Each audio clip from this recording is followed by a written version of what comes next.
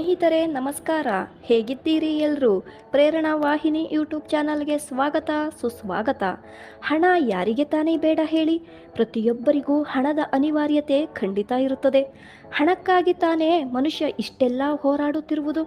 ಶ್ರೀಮಂತಿಕೆ ಎಂಬುದು ಅದೃಷ್ಟದಿಂದ ಬರುವಂಥದ್ದಲ್ಲ, ಅದು ನಾವು ರೂಢಿಸಿಕೊಳ್ಳುವ ಕೆಲವು ಅಭ್ಯಾಸಗಳಿಂದ ಬರುವಂಥದ್ದು.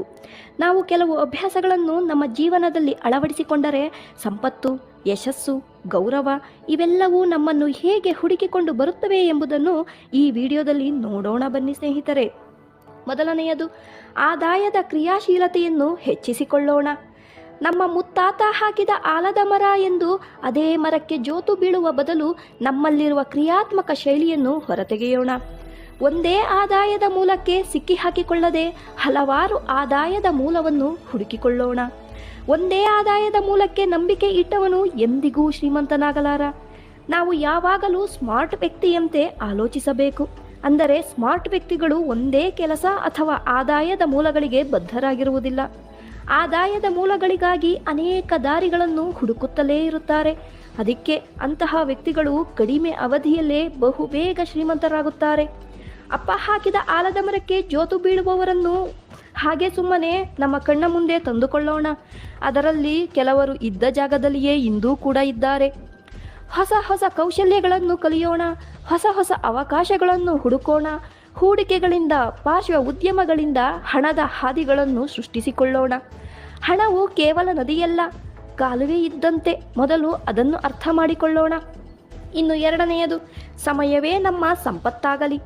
ಹಣ ಕಳೆದುಕೊಂಡರೆ ಅದನ್ನು ಮರಳಿ ಪಡೆಯಬಹುದು, ಆದರೆ ಸಮಯ ಕಳೆದು ಹೋದರೆ ಅದು ಎಂದಿಗೂ ಮರಳಿ ಬರುವುದಿಲ್ಲ. ಸಮಯವನ್ನು ಗೌರವಿಸದವರು ಬಡತನವನ್ನು ಆಹ್ವಾನಿಸಿದಂತೆ. ಪ್ರತಿದಿನ ನಮ್ಮ ಸಮಯವನ್ನು ಯೋಜನೆಯಿಂದ ಪ್ರಾರಂಭಿಸೋಣ. 1 ಗಂಟೆಯ ವ್ಯರ್ಥತೆ ನಮ್ಮ 1 ತಿಂಗಳ ಬೆಳವಣಿಗೆಗೆ ಅಡ್ಡಿಯಾಗಬಹುದು. ಸಮಯವನ್ನೇ ನಮ್ಮ ಸ್ನೇಹಿತನನ್ನಾಗಿ ಮಾಡಿಕೊಂಡರೆ ಯಶಸ್ಸು ನಮ್ಮ ನೆರಳಾಗಿ ಬದಲಾಗುವುದರಲ್ಲಿ ಯಾವುದೇ ಅನುಮಾನವಿಲ್ಲ. ಇನ್ನು ಮೂರನೆಯದು, ಹಣವನ್ನು ಗೌರವಿಸೋಣ. ಹಣ ಒಂದು ಶಕ್ತಿ ಇದ್ದಂತೆ. ಅದನ್ನು ಅಗೌರವಿಸಿದರೆ ಅದು ನಮ್ಮತ್ತ ತಿರುಗಿಯೂ ಸಹ ನೋಡುವುದಿಲ್ಲ. ಹಣವನ್ನು ಪ್ರೀತಿಸೋಣ, ಗೌರವಿಸೋಣ, ಆದರೆ ಸಂಬಂಧಗಳನ್ನೇ ದೂರ ಮಾಡಿಕೊಳ್ಳುವಷ್ಟು ಹಣದ ಮೇಲಿನ ಅತಿಯಾದ ವ್ಯಾಮೋಹ ಬೇಡ ಸ್ನೇಹಿತರೆ. ಇನ್ನು ನಾಲ್ಕನೆಯದು, ಸಾಧ್ಯವಾದಷ್ಟು ಅನಗತ್ಯ ಖರ್ಚುಗಳಿಂದ ದೂರ ಇರೋಣ.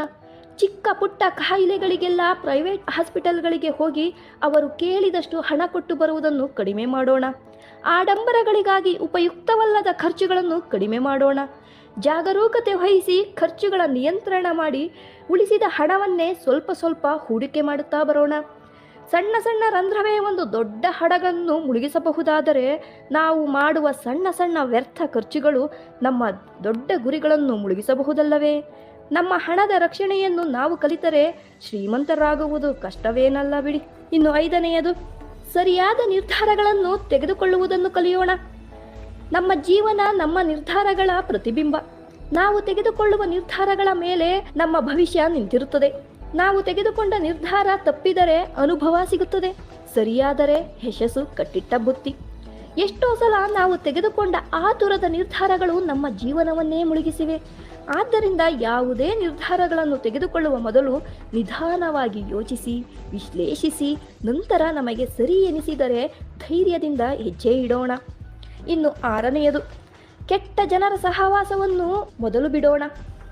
ಸದಾ ಮೊಬೈಲ್ನಲ್ಲೇ ಕಾಲ ಕಳೆಯುವವರ ಜೊತೆ, ಸೋಮಾರಿತನದಿಂದ ಕೂಡಿರುವವರ ಜೊತೆ, ನಿಷ್ಪ್ರಯೋಜಕ ಜನರ ಜೊತೆ, ಕೆಟ್ಟ ಅಭ್ಯಾಸಗಳನ್ನು ಒಳಗೊಂಡಿರುವವರ ಜೊತೆ, ಬರೀ ಅವರಿವರ ಬಗ್ಗೆ ಮಾತನಾಡಿಕೊಂಡಿರುವವರ ಸಹವಾಸದಿಂದ ಸಾಧ್ಯವಾದಷ್ಟು ದೂರ ಇರೋಣ.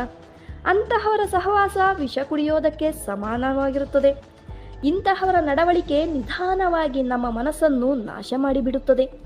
ಆದರೆ ಒಳ್ಳೆಯ ಪ್ರೇರೇಪಕರ ಜನರ ಜೊತೆ ಇರೋದು ಬಂಗಾರದ ಹೂಡಿಕೆಯಾಗಿರುತ್ತದೆ. ಒಳ್ಳೆಯ ಜನರ ಚಿಂತನೆಗಳು, ಅವರ ದೃಷ್ಟಿಕೋನಗಳು ನಮ್ಮ ಜೀವನದ ದಿಕ್ಕನ್ನೇ ಬದಲಿಸುತ್ತದೆ.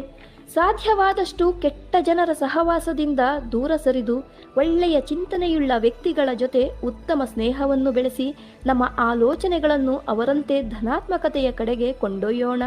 ಜೊತೆಗೆ ಯಶಸ್ಸಿನ ಮೆಟ್ಟಿಲೇರಿ ಶ್ರೀಮಂತಿಕೆ ಸಿಹಿಯನ್ನು ಅನುಭವಿಸೋಣ.